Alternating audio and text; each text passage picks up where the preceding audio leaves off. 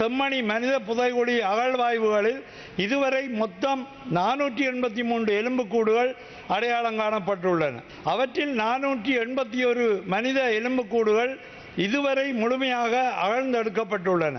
வலிந்து காணாமலாக்கப்பட்ட உறவுகளின் ஒப்புதலுடன் அவர்களின் மரபணுக்களை சேகரித்து அவற்றை பன்னாட்டு மேற்பார்வையுடன் பாதுகாக்க நடவடிக்கை எடுக்க வேண்டும்.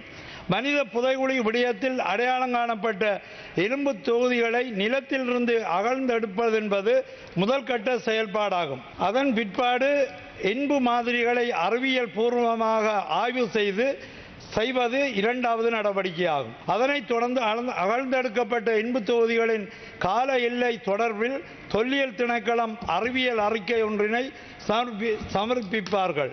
மூன்றாவது கட்டமாகவே காணாமல் போன உறவுகள் தொடர்பான தேடுதல் விவகாரங்கள் ஆரம்பமாகும். யாராவது தங்களுடைய உறவினர்கள் குறிப்பிட்ட காலத்தில் காணாமல் போனதாகவோ அல்லது கைது செய்யப்பட்டவின் இருப்பிடம் தெரியவில்லை என்றோ முறைப்பாடு வழங்கியிருந்தால் தொல்லியல் திணைக்களம் கணித்துள்ள காலப்பகுதியோடு அந்த தரவுகளை ஒப்பிட்டு பாதிக்கப்பட்ட உறவுகளின் மரபணு மாதிரிகளை ஆய்வு செய்ய வேண்டிய சட்ட தேவைப்பாடு உள்ளது.